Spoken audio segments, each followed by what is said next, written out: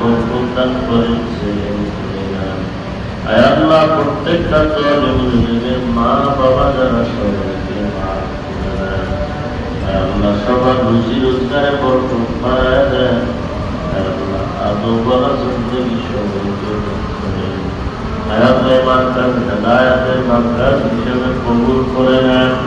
আমানতের সাথে ইখলাস ওয়ালা খেদমত আমাদের দ্বারা কবুল করে নেন, নফস শয়তানের ধোঁকা থেকে হেফাজত করেন, আয় আল্লাহ আপনার খাস মুহাব্বত আমাদের করেন, নবীজির মুহাব্বত অন্তর্ভুক্ত করেন,